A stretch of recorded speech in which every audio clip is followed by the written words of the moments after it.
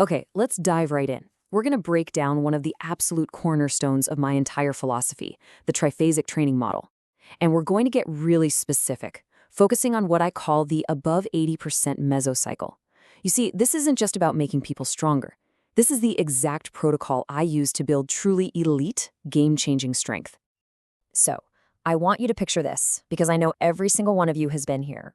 You've got this fantastic athlete. They're talented, they're driven, but their numbers have just stopped moving. They've hit a wall. You've tried all the usual tricks, right? You've tweaked the volume, you've played with linear periodization, and you're getting nowhere.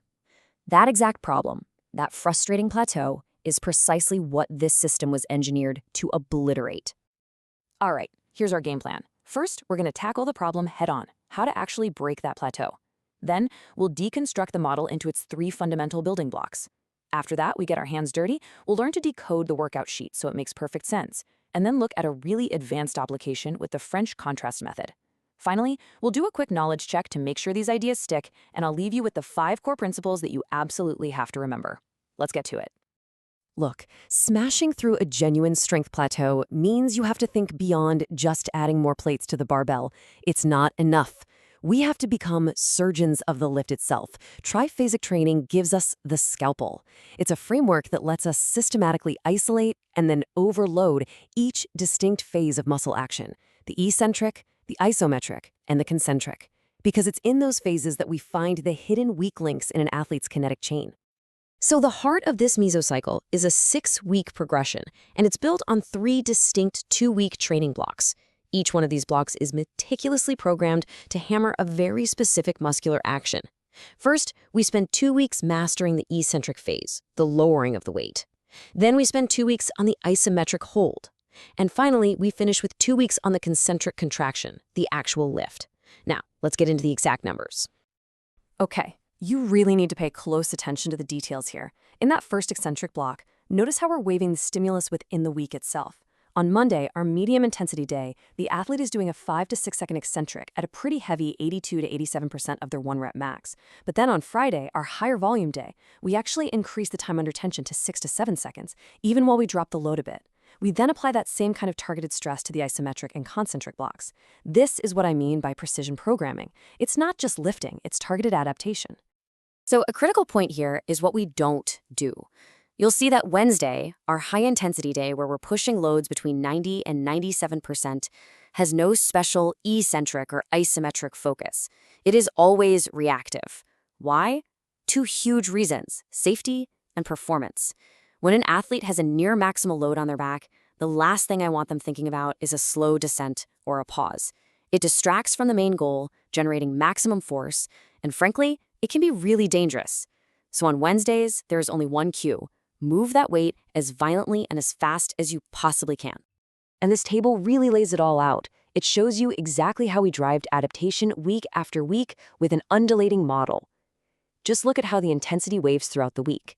It's medium on Monday, sky high on Wednesday, and then we pull back on the intensity for higher volume on Friday. Then look at the progression from week 1 to week 3. Every single day we're adding a calculated 2.5%. This gives the body a constant progressive stimulus that literally forces it to get stronger. All right, let's shift gears and get into the nitty-gritty of how this all looks on paper. I know when you first see one of my workout sheets, it can look, well, a little intimidating. There's a lot going on. But I promise, once you understand the language and the structure, you'll see just how intuitive and efficient it really is.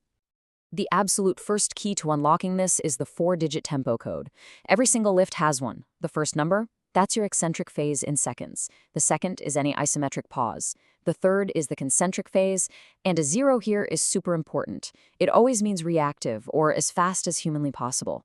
The last digit is just the pause between reps. So if you see a tempo of 6000, it means a 6-second negative, no pause at the bottom, an explosive lift, and then right into the next rep. Now this is what I call a training box. It's the basic building block of the entire workout sheet. So let's use a hypothetical athlete here with a 300-pound bench press as our example. We're going to go through this box piece by piece so you understand exactly what's being prescribed. The whole structure is designed to be logical. The 1 rep max in that first column is what dictates the load we prescribe over in column 4. But, and this is key, the most critical information is almost always hiding in that last notes column. That's where you find the specific tempo, in this case a 2-second isometric hold, and the rest intervals. That's what defines the true stimulus of the set. That little instruction, pair with, is the key to the entire workflow. It's basically a highly efficient superset system. So the athlete does 1 set of their bench press. Then, with 0 rest, they immediately pop up and do the med ball chest pass. That's the pair with. Then, they rest for exactly 30 seconds. That's the pair with rest 30, before they perform their infraspinatus exercise. Only after all 3 of those things are done do they go back to the top for their second set of bench press. This system lets us pack in tons of assistance and prehab work into the built-in rest periods. So once an athlete has really gotten the hang of the basic structure and tempos, we can start to layer in some really powerful advanced methods to target specific athletic qualities. And when it comes to developing absolutely elite explosive power, one of my go-to methods is the French contrast method. It works by tapping into a very cool neurological principle. And that principle is called post-activation potentiation, or just PAP for short. Now, at its core, PAP is simply an enhanced state of readiness in your muscles. When you do a heavy, near-maximal lift, you basically wake up all your high-threshold motor units. You're priming the engine. When you immediately follow that heavy lift with a light, explosive movement, your nervous system is on fire, and you get a much more powerful contraction than you normally would. And listen, we are not talking about a small, trivial effect here. The research is pretty clear. When you apply these PAP principles correctly, you can see an increase in an athlete's maximal power output by as much as 18%. Now think about that. For an athlete with a 30-inch vertical jump, that could mean adding an extra 4 or 5 inches. These are the kinds of numbers that change careers. The French contrast method is so effective because it's a smart hybrid. It actually combines 2 classic PAP methods. From complex training, it takes the idea of pairing a heavy lift with a plyometric. That's great for improving rate of force development. Then, from contrast training, it borrows the idea of using high-velocity movements against a lighter load, which is fantastic for improving speed. When you put them together, you get this uniquely powerful stimulus. And here it is, the 4-exercise recipe. It's a specific sequence. First, a heavy compound lift. Let's say a squat at 80 to 90% to really excite the nervous system. Second, an unweighted plyometric, like a hurdle hop, to take advantage of that PAP effect. Third, a weighted jump, maybe with about 30% of their max. And fourth, an accelerated plyometric, like a band-assisted jump, to teach the body to move even faster than it thought it could. This sequence literally trains the entire force-velocity curve in one single brutal set. Okay, we have covered a ton of ground. Now, to make sure these concepts actually stick and move from your short-term to your long-term memory, we have to do a little bit of work. It's time for some active retrieval practice. So let's go through a few questions. First question. Think back to that weekly structure we talked about. What are the 2 main reasons that we never, ever program a specific tempo on Wednesday, the heaviest day of the week? All right, question 2. This one is all practical. Your athlete just finished their set of med ball passes. You look at the sheet and it says, pair with rest 30 before their infraspinatus exercise. Tell me exactly what happens next. What do they do and for how long? And the last one, let's see if you've got this down. The French contrast method, I need the 4 distinct parts of that sequence, and you have to give them to me in the correct order. Go. Excellent. Okay, let's bring it all home. We're going to consolidate everything we've talked about into 5 core actionable principles. If you forget everything else from today, I want you to burn these 5 things into your brain.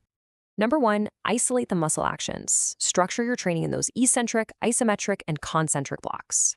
Number 2, protect your high-intensity days. Keep Wednesday reactive only, always. It's about safety and maximal force. Number 3, progressive systematically. Have a plan and stick to it. Number 4, be ruthlessly efficient. Use that pair with system to get more work done in less time. And finally, number 5, potentiate for power. Use advanced methods like French contrast to build truly explosive athletes. These are the pillars. So we started this whole conversation with the problem of the plateauing athlete. Now, you don't just have a theory. You have a detailed, evidence-based blueprint to solve that exact problem. The question is no longer what you should do. The real question is, how are you going to apply these principles to create the next big breakthrough for your athletes?